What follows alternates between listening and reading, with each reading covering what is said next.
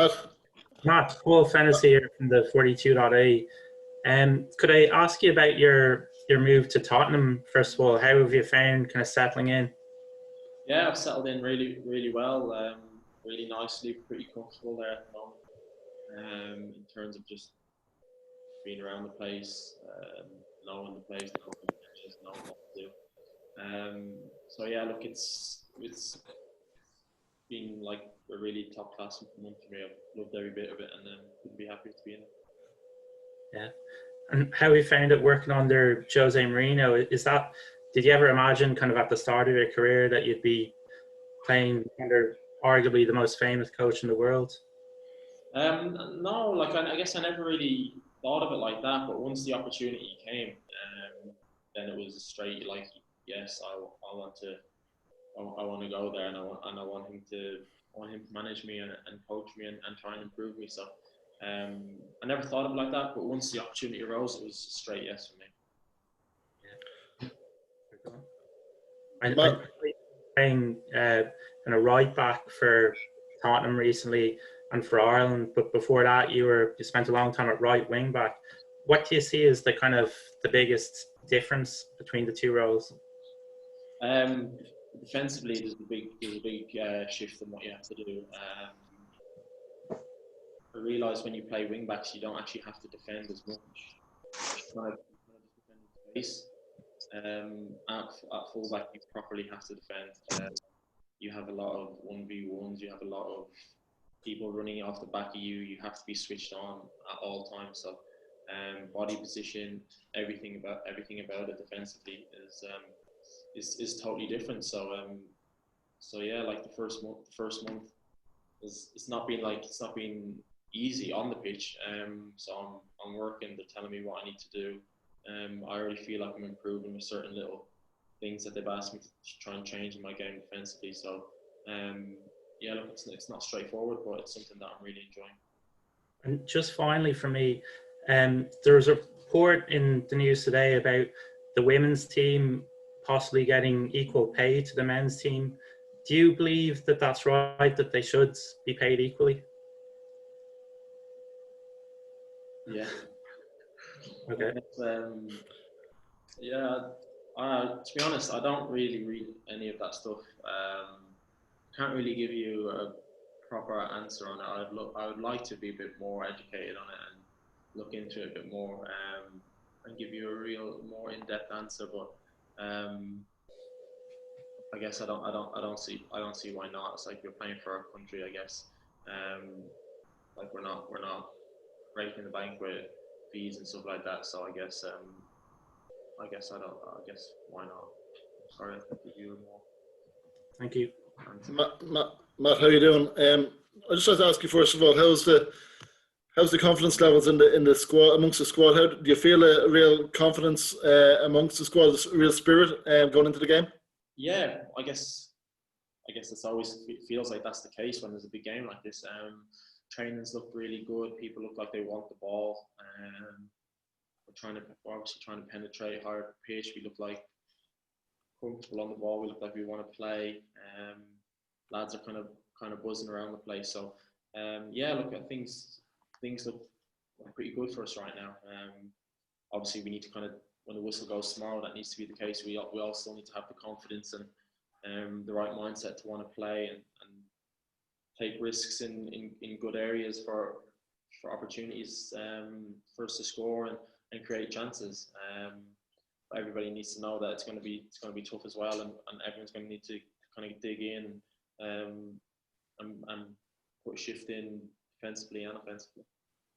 In terms of the manager, he said, like, obviously it's quite a short build up to the game by the time you all arrived and started training. But he did say there'd be no grey areas. Everybody would know exactly what's expected of them when they go out onto the pitch. But he also mentioned that players would also have to accept responsibility while on the pitch. How does that relate to your game in terms of, knowing your role, but also, I suppose, leaving a lot up to instinct as well, and just once the game starts, how that affects that? Yeah, look, well, we obviously have a game plan. Obviously, a way that we want to play, a way that we want to press, we want to defend, the way we want to attack. But at the end of the day, once you're going forward, you have to kind of going forward. You got to let your people's natural ability and talent kind of take over. We obviously have patterns of play, but if someone wants to do something special and take a few people on and put the ball in the net, you're obviously not going to say no. So I think what it means in terms of take responsibility is maybe don't pass it to somebody and let the ball go out wide and get crossed in that way. And maybe take responsibility by beating a man and getting a shot off. So stuff, I think probably more stuff like that, where he means like taking responsibility, and also like that's offensively, just defensively, just taking responsibility in terms of getting people in line, communicating between each other, making sure people are doing their jobs in front of you. We obviously, as defenders, we can see the game in front of us, so a lot of this is up to us to communicate with people, tell them which way they want them to go, and just kind of backing each other. Whoever's on the ball, back them to make the right decision. You make one back player to pick you out. So there's a lot of ways people can take responsibility on the pitch, and I'm sure, and I hope that is the case tomorrow. That we all kind of take the game by the scruff of the neck and show people how good we can actually be. Great stuff. And then just to finish, it is a cup final essentially tomorrow, or knockout football at least. I suppose patience is still probably key amongst the team, and not hitting that panic button too early. I suppose, would that be the right frame of mind? Yeah, definitely. I mean, worst case scenario, you go goal down. It's not the end of the world. It's a 90-minute game, which is a long time. So, look, I think there's enough of us in the squad, and whoever plays will have enough experience about them to not kind of panic. I mean, none of us would panic at club level if we were 1-0 down. All of us would be saying to each other, let's stay in the game. Let's stay in the game and see what happens. So I don't think anybody will be panicking if that is the case. Hopefully it's not, but if something like that does happen, I don't think there'll be panic buttons getting pushed around anywhere. So we know that we have the quality and ability when everybody's confident to go and create and score goals. Cool. Best of luck. Thank you. Matt, obviously had a lot of adjustment over the last month, both club and country level. But can I ask, how have you found kind of this first month and the first couple of matches under Stephen Kenny then? Has it been much of a change to the previous regime? Yeah, look, I think we're trying to play kind of a different brand of football, but the first camp was a bit difficult. Like, a lot of us came in with no training, really. I know a few people might have had a few training sessions, a few games. Myself, I had absolutely nothing at all going into the games, and then you're kind of playing 90 minutes when you're absolutely shattered after 60. So it's kind of difficult to judge on that one. We went in there, we had hardly any time at all, so it's not going to happen overnight. It will take a few more training sessions to kind of get the philosophy across. It's already started to come across in training, so hopefully it'll kind of click for us tomorrow night. But things aren't going to be drastic over that first camp. There was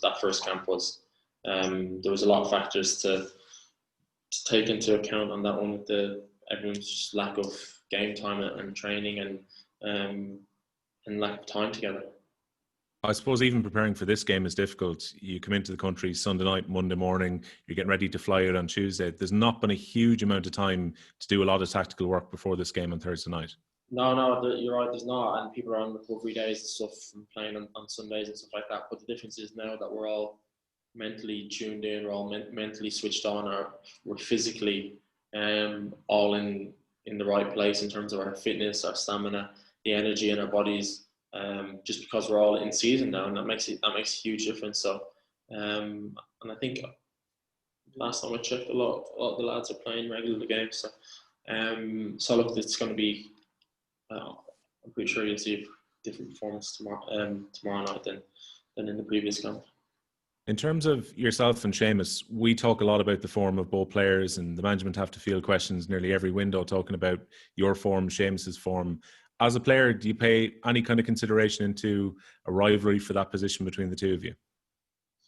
No, look, there's no rivalry like that. I think we kind of I think we motivate each other. So I think So when I played, he's fully supportive. When he plays, I'm fully supportive. We understand the situation. That there's two of us that happen to be playing most of the time at big clubs and playing well. So there's no animosity between us all. We're quite good friends. Although he didn't answer my call last night, so I don't know what that was about.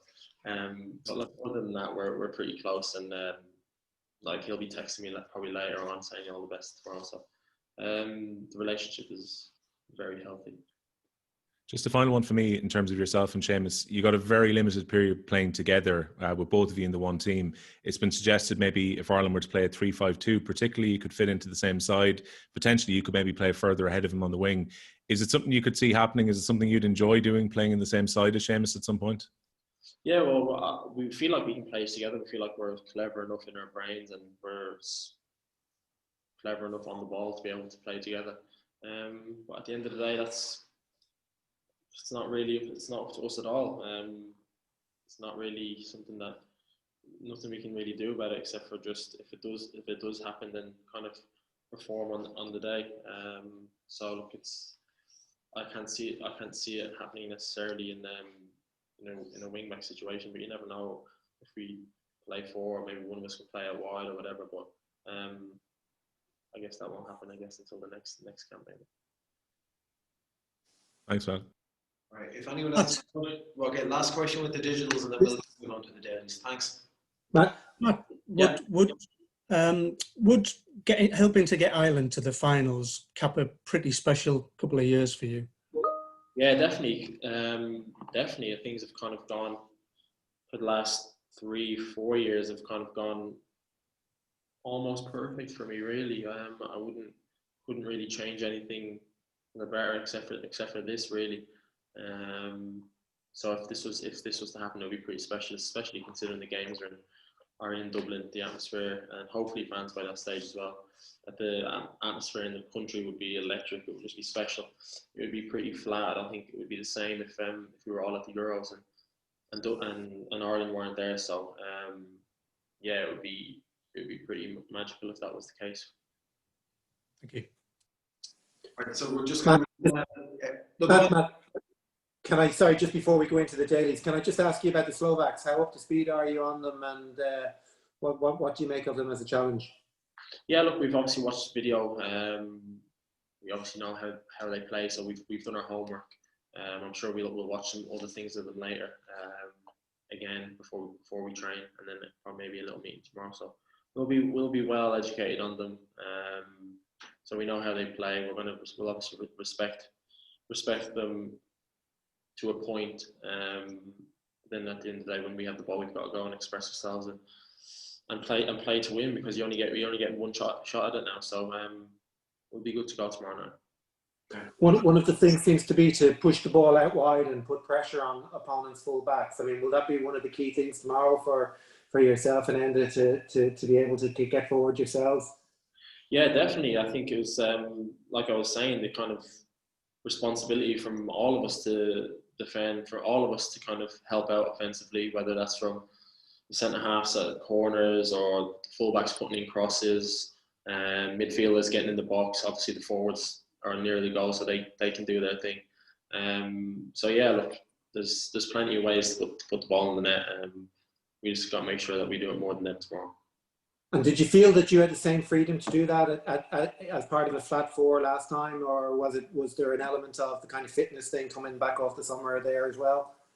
Oh, I think that would be more of a fitness thing, to be honest. Yeah, I think the freedom is there to join into play and to go forward. The last camp, I think, was, like I said, there was many reasons the way the games went the way they were. I don't think you'll be getting that type of performance again. Thanks a million.